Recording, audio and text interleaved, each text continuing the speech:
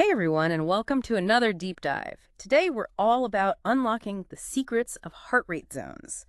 Think of them like invisible gears for your workout. Each one has some pretty cool benefits. I like that. Invisible gears. Right. We dug into 3 awesome articles to prep for this deep dive, and let me tell you, some of the stuff I found was pretty surprising. Oh, I bet. There's so much science that goes into getting a good workout. It's kind of mind-blowing. Totally. Yeah. Like, did you know there's actually a zone where your body just burns fat more efficiently? Yeah, that's the one everyone wants to know about. Right. And get this, athletes, they train in different zones depending on what sport they're doing. Yeah, well, a sprinter needs a different kind of workout than a marathon runner? Exactly. Yeah, And here's the coolest part, heart rate zone training, it isn't just for like elite athletes or anything. right. It can benefit anyone. No matter your fitness level. It's all about working smarter, not harder? Totally. Okay, so before we get too far ahead of ourselves, let's back up a bit. What exactly are heart rate zones? Well, think of them as like ranges within your maximum heart rate. That's your MHR. And those ranges correspond to different workout intensities. So you've got low intensity zones for like warming up and recovery, moderate zones for building endurance, and then those high intensity ones for really pushing your limits. So how do you figure out your MHR, your maximum heart rate, and then like all those zones? Okay, so the classic formula for like estimating your MHR is 220 minus your age. So like if you're 30, your estimated MHR would be 190 beats per minute. Gotcha. So that's just an estimate, I'm guessing. Yeah, it's a good estimate for most people, but there were accurate methods like, going to a lab or having a professional do a field test for you. But for most of us, that basic formula works. It's a good place to start. So once you know your MHR, you can calculate those 5 zones. Exactly. And each zone corresponds to a percentage of your MHR Yeah. and, a specific intensity level. Okay, hit me with them. Okay, so zone 1, that's the very light zone. It's 50 to 60% of your MHR, and that's your warm-up, your cool-down, your recovery zone. It's for easy walks, gentle stretches, maybe a leisurely bike ride. Perfect for those days when you just want to move a little bit without like pushing it too hard. Exactly. Yeah. It's also a great place to start for, beginners or if you're coming back from an injury. All right, what about zone 2? I've heard this one called the fat burning zone. Ah, yes. Zone 2. That ranges from 60 to 70% of your MHR. Yeah. And yeah, it's often called the fat burning zone because, well, your body starts to use fat as fuel more efficiently. So it's perfect for those longer cardio sessions when you're trying to torch some calories. Exactly. Think brisk walking, light jogging, cycling at a moderate pace. You should be able to hold a conversation while you're in this zone. All right. Moving on to zone 3, that's 70 to 80% of your MHR. What's the vibe here? Well, zone 3 is where it starts to feel more challenging. This is that moderate intensity where, like, your breathing gets heavier, but you can still maintain the effort for, a decent amount of time. So not quite an all-out sprint, but you're definitely breaking a sweat. Right. So you're running at a steady pace, maybe cycling with some hills or swimming laps. All right, now things are getting serious. Zone 4, that's 80 to 90% of your MHR. This is where you push your limits. It's that hard intensity where, it's tough to hold a conversation. You're really testing your cardiovascular system. So we're talking like high-intensity interval training, HIIT, or maybe sprint intervals, or those killer boot camp classes. Yeah, exactly. It's short bursts of intense effort followed by a little bit of recovery. Gotcha. Yeah. And finally, we reach the summit. Zone 5, the maximum effort zone, sitting at a whopping 90 to 100% of your MHR. Zone 5 is all-out effort. Those, short, explosive bursts of activity where you're really giving it everything you've got. Like all-out sprints, Yeah. or lifting your max weight. Right. Think sprints, max effort, weightlifting, plyometrics. I'm exhausted just thinking about it. I'm guessing this zone isn't something you can sustain for very long. Yeah, you got it. It's So- short bursts, not trying to, maintain that for a full workout. Okay, so we've got these 5 zones, each with a different intensity level and like a purpose. But how do we actually use them in our workouts? Well, that's where it gets really interesting. The key is figuring out which zones align with your fitness goals. So there's no like one size fits all. Right. Like, let's say your goal is weight loss.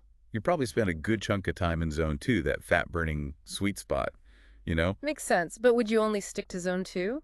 Not necessarily. You might also incorporate some zone 3 workouts to boost your metabolism and challenge your cardiovascular system, too. So mixing zones is key. Yeah.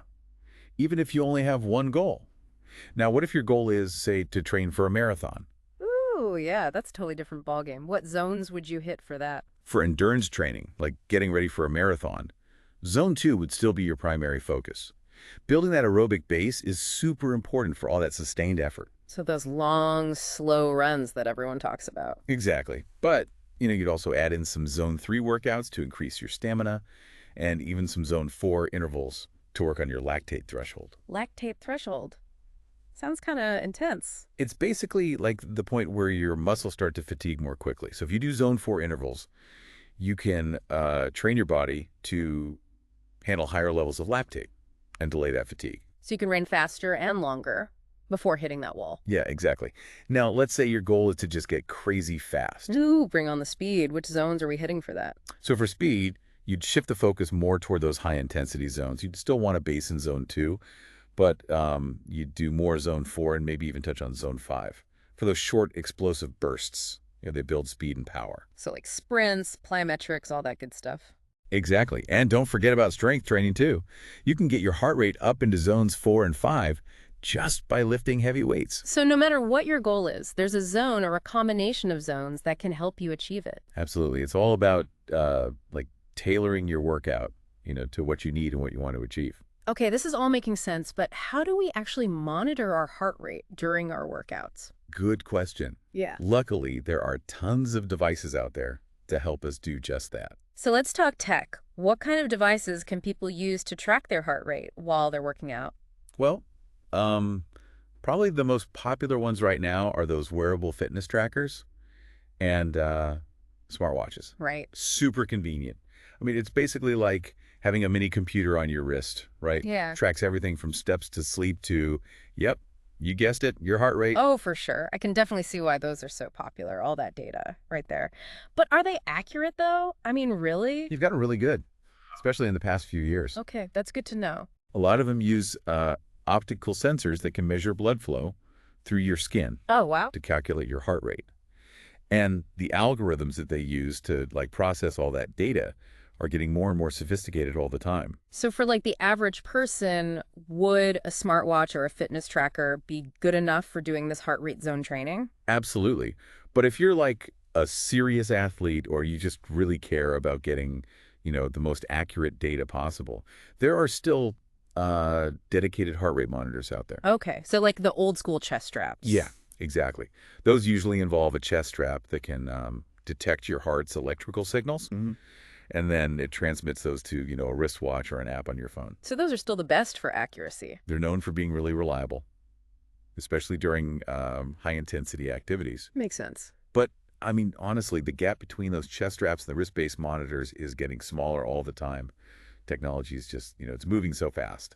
Okay, so let's say I've got my device, whatever it is. Yep. How do I actually use it for heart rate zone training? So the first thing you need to do is you need to establish your baseline. Figure out your resting heart rate and your maximum heart rate. Your MHR. Right. We talked about how to estimate that, but how do you actually find your resting heart rate? Oh, super easy. The best time to check is first thing in the morning before you even get out of bed. Oh, heck? You can use your heart rate monitor, or you can just find your pulse, on your wrist or your neck, and just count how many beats there are in a minute. Okay, so once you have those two numbers, your resting heart rate and your MHR, you can plug them into a calculator to figure out your personalized heart rate zones. You got it. A lot of fitness trackers and apps will have, like a built-in calculator, or you can find them online. Okay, cool. So you've got your device, you've got your zones all figured out. Now what? Now the fun begins. Start tracking your workouts and really pay attention to how your heart rate changes in response to different activities. Oh. You'll start to notice which exercises fall into which zone Yeah. and how your body feels at those different intensities. So it's really about getting to know your body, kind of like becoming your own scientist. I love that. Yeah, it's about making those connections, between your mind and your body. Yeah. And understanding what those numbers on your device really mean. Like, how do they feel? Like that. And once you've got a good grasp of that, you can start using those zones to really personalize your workouts and make sure you're hitting your goals. Okay, so working smarter, not harder.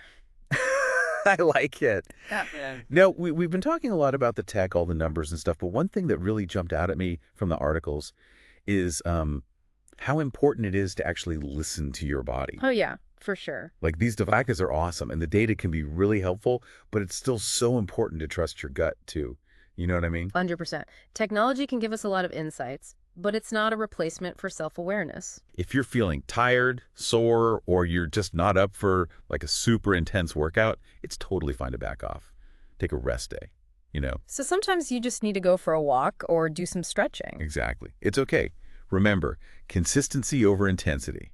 It's much better to have a routine that you can stick with for the long haul, you know? That makes a lot of sense. So, do the articles have any advice for beginners, like people who are just getting started with this whole heart rate zone training thing? Yeah, they do. Really? One of the most common tips is to, start slow, gradually increase your intensity over time. Okay. Don't feel like you have to jump right into those high intensity zones right away. Right. Build that foundation. Start with the lower intensity zones, zones 1 and 2, and then you can, start adding in some zone 3 intervals as you get more fit. So like brisk walking, light jogging, easy cycling, all that. Exactly. Those are great examples. And remember, it's not about being perfect, right? Right. You don't have to hit specific zones for an exact amount of time in every workout. Just try to get a feel for the different intensity levels and how your body responds to them. So it's more about the big picture than getting like super hung up on the numbers. Exactly. And then as you get more experience, you can start experimenting, with different workouts and see how adjusting your intensity affects your results. That's cool. So it's kind of like trial and error. Yeah, it is. It's about figuring out what works for you and having fun with it, really. Yeah. And don't forget about those rest days and recovery activities. Those are just as important as those hard workouts. So it's all about balance, right? Pushing yourself when you can, but also listening to your body and taking breaks when you need them. Now, what about people who are already pretty fit? They're working out regularly, they're active. How can they benefit from this kind of training? For experienced exercisers, zone training can be a really great way to fine-tune their workouts and really focus on specific goals. Like, let's say you're training for a marathon, for example. Yeah, that's definitely a goal that needs a good strategy. How would you use heart rate zones for something like that? So marathon training involves, a lot of those long, slow runs, which are mostly zone 2. Right. And those are super important for building your aerobic base and endurance. Yeah. But you wouldn't just stay in zone 2 the whole time. So you'd want to mix in some higher intensity stuff too? Exactly. You do some zone 3 runs to increase your stamina and maybe even some zone 4 intervals to work on that lactate threshold. Which is that point where your muscles start to get really tired, right? That's it. And by training at those higher intensities, you can push that threshold a little bit further so you can run faster and longer before that fatigue sets in. Oh, that's interesting. So even for endurance, you need a mix of those zones. Yeah, you do. What about something like weight loss? How would you use the zones for that? Zone 2 is amazing for weight loss. Spending a lot of time in that zone can help you burn a lot of calories and lose weight. Okay, but would you just stick with zone 2 or would you mix it up? Not necessarily. Yeah. You might want to do some zone 3 workouts too to boost your metabolism and burn even more calories. And don't forget about strength training. That can get your heart rate up into those fat-burning zones too. And it helps you build muscle, which burns more calories even when you're resting. So finding that balance between cardio and strength training, and then using the heart rate zones to make sure you're working hard enough, but not too hard. Exactly. Now, if someone wants to get faster and more powerful, we'd focus more on those higher intensity zones, zones 4 and 5. Okay. So think like sprints, plyometrics, high-intensity circuit training, stuff like that, the things that really push you. So it sounds like no matter what your fitness level or goal is, there's a way to use heart rate zone training to make it work for you. That's right. It's about finding what works for you. Okay, now I want to circle back to safety since we've been talking about all these high intensity zones and pushing your limits and stuff. Is there anything we should keep in mind to make sure we're working out safely with this kind of training? Absolutely. Safety is so important. You're right to bring that up. The most important thing is to, listen to your body. Don't push yourself past your limits, especially if you're new to exercise or if you have any kind of underlying health conditions. Right, so no pain, no gain mentality. Definitely not. Pain is your body's way of saying, hey, something's wrong here, so never ignore it. What are some signs that someone might be pushing too hard? Like, what should they be looking out for? Things like dizziness, feeling lightheaded, nausea, being really fatigued, any kind of chest pain, or if your heartbeat feels irregular. Those are all red flags. Okay. And if you experience any of those, you need to stop exercising right away Yeah. and get medical attention if you need to. So always better to be safe than sorry. What about rest days? How important are those for heart rate zone training? Oh, rest and recovery are crucial. Just as important as the workouts themselves. Don't feel like you have to go all out every single day. It's totally fine to have some easier days where you focus on those lower intensity zones or even just take a break. So those rest days are actually helping you in the long run. They are. They give your body time to repair and rebuild, and that helps you get stronger and fitter. Makes sense. Are there any other lifestyle things that can affect your heart rate and your recovery, things we should be mindful of as we're doing this kind of training? Well, one of the most important is sleep. Oh, yeah, sleep is so important for everything. It is. When you're well rested, your body can handle the stress of exercise better, and you'll recover faster too. So getting those 7 to 8 hours a night, it's not just about feeling good, it's actually making a difference in our fitness. Exactly. And don't forget about hydration either. Ah, yes, staying hydrated. Super important. Dehydration can mess with your heart rate, and it can make your workouts feel way harder than they need to be. So drink lots of water throughout the day, especially before, during, and after you exercise. Water is basically like magic workout fuel. Pretty much. And one last thing. One of the articles emphasized getting regular checkups with your doctor, Mm-hmm. especially if you have any health conditions.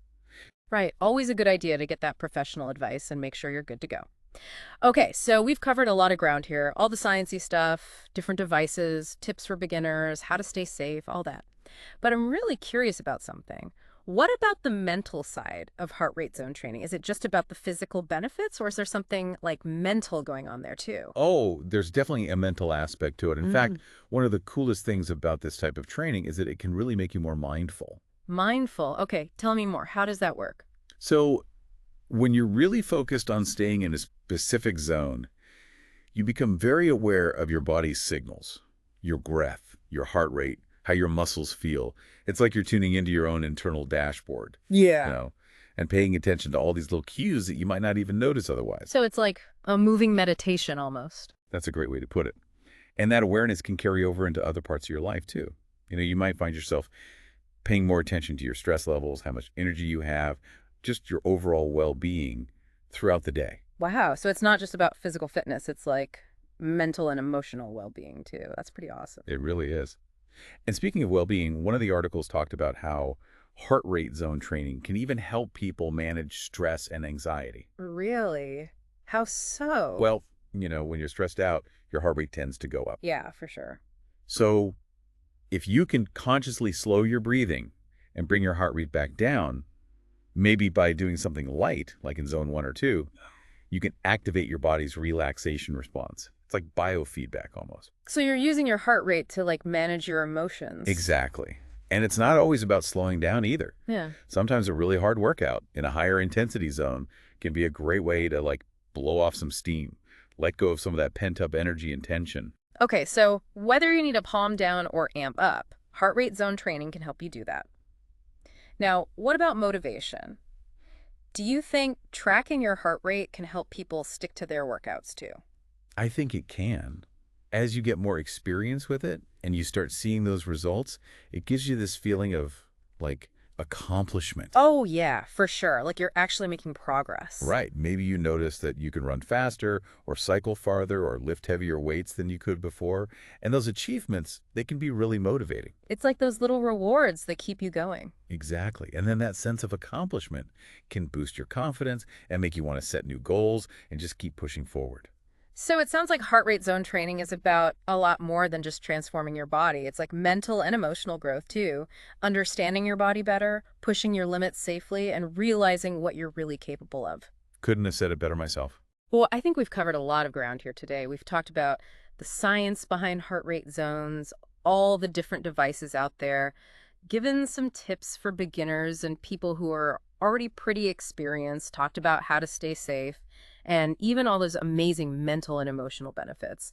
This has been a really cool deep dive. It really has. I think heart rate zone training is a fantastic tool for anyone who wants to get more out of their workouts, make it more effective and, more fun too. It's all about working smarter, not harder, and using all this data to really personalize your approach to fitness. Totally. It's about finding that sweet spot where you're challenged but not overwhelmed. Yeah. Where you're making progress but still enjoying the ride. Couldn't agree more. And, with all the technology out there now, it's easier than ever to start incorporating heart rate zone training into your routine. So if you're listening and you're looking to take your fitness to the next level, give it a shot. You might be surprised at what you discover. And don't forget to share your experience with us. Let us know what you think. You can connect with us on social media. Tell us your favorite zone-based workouts, all that good stuff. Keep this conversation going. So now that you know about heart rate zones, what kind of training will you explore? Will you aim for the fat burning zone? Maybe push your limits with some high intensity intervals? It's up to you. Safety is paramount. You're absolutely right to bring that up. The most important thing is to listen to your body and not push yourself beyond your limits, especially if you're new to exercise or have any underlying health conditions. So no pain, no gain mentality here. Exactly. Pain is your body's way of telling you something's wrong, so never ignore it. What are some signs that you might be pushing too hard and need to back off? Dizziness, lightheadedness, nausea, excessive fatigue, chest pain, or an irregular heartbeat are all red flags. If you experience any of these, stop exercising immediately and seek medical attention if needed. So it's always better to err on the side of caution. What about rest days? How important are those in the context of heart rate zone training? Rest and recovery are just as crucial as the workouts themselves. Don't feel like you need to go all out every single day. It's perfectly okay to have easier days where you focus on those lower intensity zones or even just take a complete break. So those rest days are actually contributing to your overall progress, not hindering it. Exactly. They give your body a chance to repair and rebuild, which ultimately helps you get stronger and fitter in the long run. Makes sense. Are there any other lifestyle factors that can influence heart rate and recovery, things we should keep in mind as we're exploring zone training? One of the most important is sleep. When you're well rested, your body can handle the demands of exercise more effectively and recover more quickly. So those 7 to 8 hours of shut-eye are not just about feeling good, they're actually boosting our fitness gains. Absolutely. And let's not forget about hydration. Dehydration can affect your heart rate and make your workouts feel much harder than they need to be. So make sure you're drinking plenty of water throughout the day, especially before, during, and after exercise. So water is basically magic fuel for our workouts. Pretty much. And finally, one of the articles emphasizes the importance of regular checkups with your doctor, especially if you have any underlying health conditions. It's always a good idea to get that professional guidance and make sure everything's in check. Okay, so we've covered a lot of ground here. The science, the tech, the tips, the safety considerations. But one thing I'm really curious about is the mental aspect of heart rate zone training. Is it just about the physical benefits, or is there a mental component as well? There's definitely a mental aspect. In fact, one of the most fascinating things about zone training is its potential to enhance mindfulness. Mindfulness. Yeah. I'm intrigued. How does that tie into heart rate zone training? When you're focused on staying within a specific zone, you become acutely aware of your body's signals, your breath, your heart rate, how your muscles feel. It's like tuning into your internal dashboard and paying attention to those subtle cues you might normally ignore. So it's almost like a form of moving meditation. Exactly. And that heightened awareness can have ripple effects beyond your workouts. You might find yourself becoming more attuned to your stress levels, your energy fluctuations, and your overall well-being throughout the day. Wow, so it's not just about physical fitness, it's about mental and emotional well-being too. That's a fantastic takeaway. It really is. And speaking of well-being, one of the articles touched on how heart rate zone training can be helpful for managing stress and anxiety. How so? Well, when you're stressed, your heart rate tends to go up. By consciously slowing your breath and bringing your heart rate down, maybe by doing some light activity and doing one or two, you can activate your body's relaxation response. It's like a biofeedback loop. That's fascinating. So you're essentially using your heart rate as a tool to regulate your emotional state. Exactly. And it's not just about slowing down either. Sometimes a vigorous workout in a higher intensity zone can be a fantastic way to release pent-up energy and tension. So whether you need to calm down or rev up, heart rate zone training can be a valuable tool for managing your mood and energy levels. Now, what about motivation? Do you think tracking heart rate can help people stick with their workouts? Absolutely. As you gain experience with zone training and start seeing tangible results, you often develop a greater sense of self-efficacy and accomplishment. Maybe you notice you can run faster, cycle farther, or lift heavier weights than before. Those achievements can be incredibly motivating. It's like getting those little gold stars along the way that keep you pushing forward. Exactly. And that sense of accomplishment can boost your confidence and inspire you to set new goals and keep striving for progress. So heart rate zone training is not just about physical transformation, it's about mental and emotional growth as well. It's about understanding your body, pushing your limits safely, and ultimately realizing your full potential. I couldn't have said it better myself. Well, I think we've covered a lot of ground here. We've explored the science behind heart rate zones, different types of monitoring devices, practical tips for beginners and experienced exercisers, safety considerations, and even those amazing mental and emotional benefits. It's been a fascinating deep dive. It really has. I think heart rate zone training is a fantastic tool for anyone who wants to optimize their workouts and make their fitness journey more effective and enjoyable. It's about working smarter, not just harder, and using data to personalize your approach to training.